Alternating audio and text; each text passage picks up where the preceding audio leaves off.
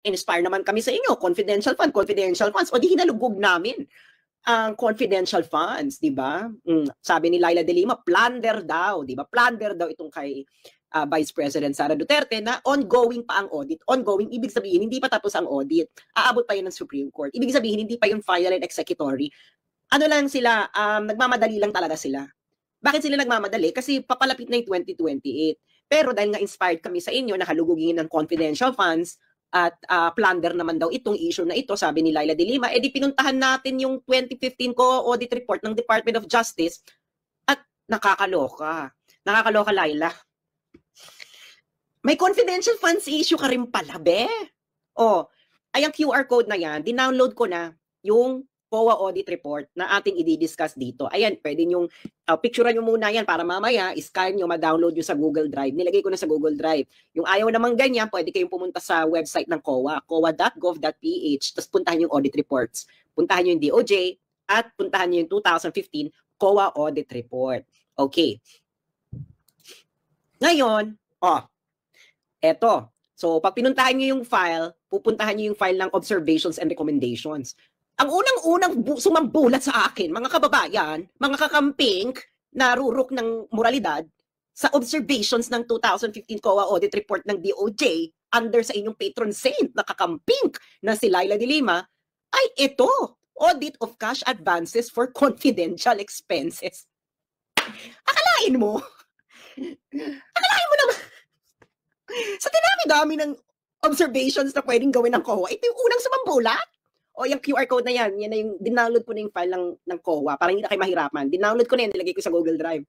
Basahin natin ito, English muna ha, mga ka-moisters, tapos tatagalogin natin ito para maintindihan ng lahat. I-share nyo ito sa inyong mga kamag-anak nang makita nila kung paano nila sinasalaula ang utak ng sambayanang Pilipino. Okay? Share nyo sa inyong mga chat group ngayon na, sa inyong mga page, sa inyong mga Facebook groups. Okay? Basahin natin sa English muna. Disbursement vouchers.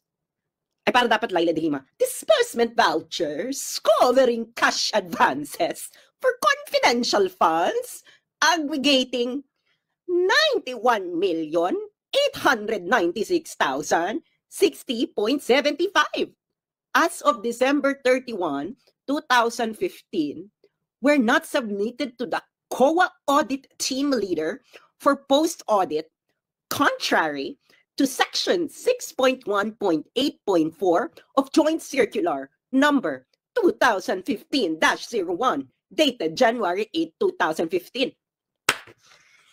Ito na nga bang sinasabi ko, anak ng pating at tinapa at patis.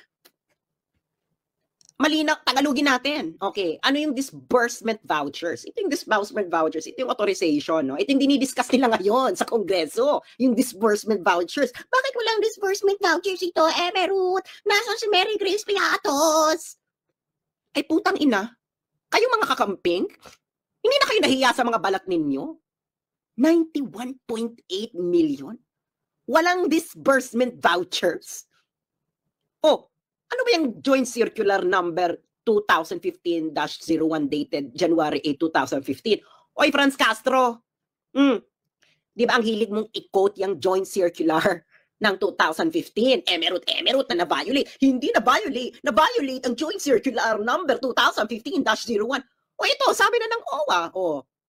Violation daw ito ng Section 6.1.8.4 ng Joint Circular Number 2015-01.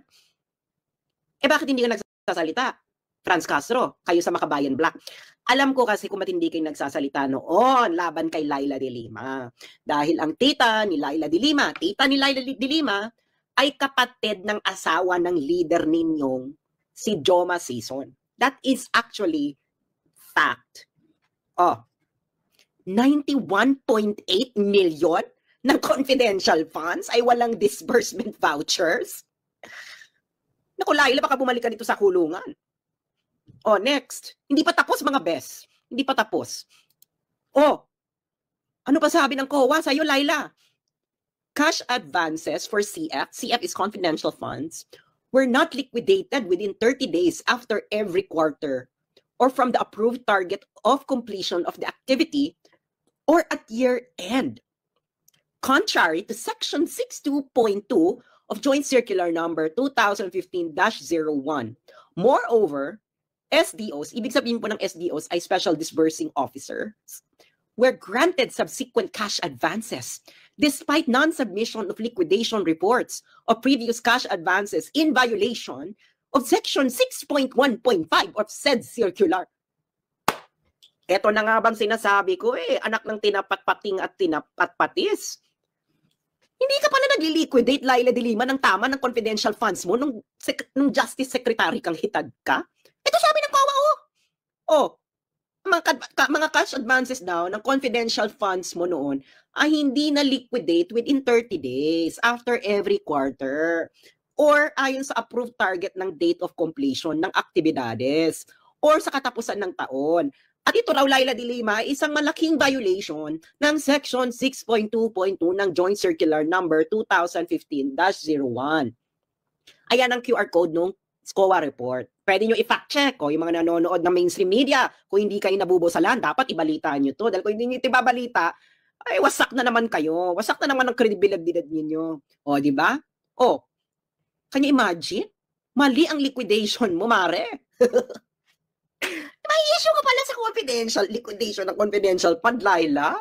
Diyos mio Santissima Trinidad. Ano pa ba? Meron pa ata ito si Laila. Ay, ano to? Meron na naman ang observation ng COA, 2015 COA audit observations ng DOJ.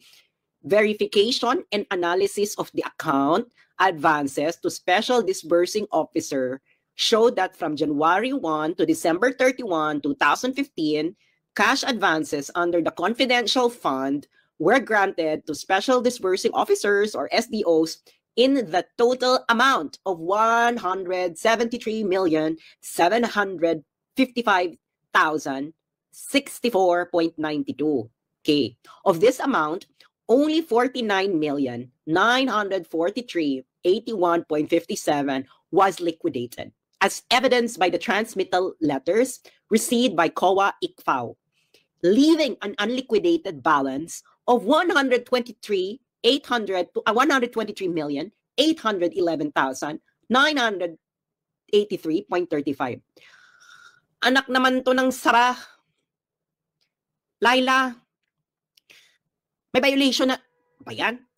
123.8 million ay hindi liquidated sa confidential funds mo noong pagkatapos ng taon, December 31, 2015. Tangina, what in the hell? Mary Grace Piatos is this sorcery, Laila? Transmittal letters, okay na pala sa liquidation nung panahon mo, te. Pareho lang naman ang sinusunod din yung batas, Pero ikaw, 123.8 million, hindi liquidated ang cash advances. Ano to? Asan yung perang yan? Alam ko na yung sasagot nyo dito na hindi, Sans. Niliquidate naman pagkatapos nasita ng COA. Wait. So may pwede palang ganun. Pwede palang i-liquidate afterwards, masita ng COA.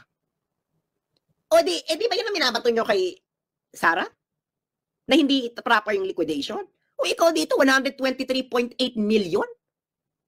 Ate Laila, ano ba to? Frailties of a woman din ba ito? Malinaw naman ang sinabi ng COA. December 31, 2015, meron kang 123.8 unliquidated. Bakit? Anong pinagpuputok ng butsi mo dyan, Laila? Pwede palang transmittal letters din. 14, kita mo na. Ano yan? Bakit ka masyadong noisy? Ate Laila, mga kakamping! Kailangan matining ang boses natin para katulad natin sila mga pa-virgin. Di ba ganyan sila magsalita? Nasa si Mary Grace Piatos? Actually, nasa nito 123.8 million na unliquidated sa confidential funds mo sa Laila. Madam Laila, hindi po ito fake news. Paki-download po mga kababayan, no? Ang COA report, ayan ang ating QR code. Asan ito, mga Bex? Ano na, mga kakampings? Ikukulong din ba natin si Laila? Okay lang naman ako na ikulong si Sara, pero sama sila. Di ba? Hindi mo pwede ikukulong si Sara, si Laila malaya. Hindi pwede, dapat sabay. Di ba? Di ba? Dapat sabay. Dapat tama, di ba? kung ikukulong si Sarah dahil sa confidential funds, dapat si Laila din ikulong. O,